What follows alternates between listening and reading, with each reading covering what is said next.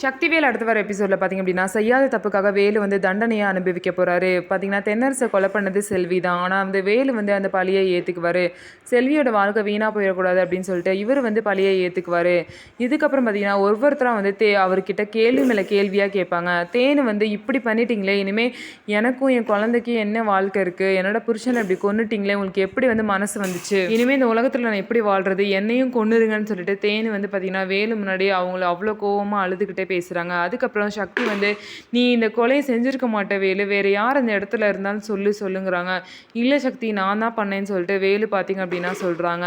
அதுக்கப்புறம் சக்தியோட அப்பா, சக்தியோட அண்ணன் சொல்லிட்டு எல்லாரும் வந்து வேலை திட்டுறாங்க. என் தங்கச்சியை வந்து உங்களுக்கு கல்யாணம் பண்ணி கொடுத்தேன், இப்படி வந்து ஒரு துரோகம் பண்ணிட்டீங்களே, இனிமேல் என் தங்கச்சி வாழ்க்கை என்ன ஆகுறது, அவள் அப்படி தன்னந்தனியாக நிற்கிறா, இந்த ஊர் வந்து அவளை என்ன பேசுன்னு சொல்லிட்டு அவங்க எல்லாமே ரொம்பவே வேதனையாக பேசுகிறாங்க. செல்வி வந்து அப்போ கூட வந்து வேலுக்கிட்ட இப்போயாச்சும் உண்மையை சொல்லிடலாமாமா அப்படிங்கிறாங்க. ஆனால் அப்பையும் வந்து பார்த்தீங்கன்னா வேலு வந்து உண்மையை சொல்ல விட மாட்டுறாங்க.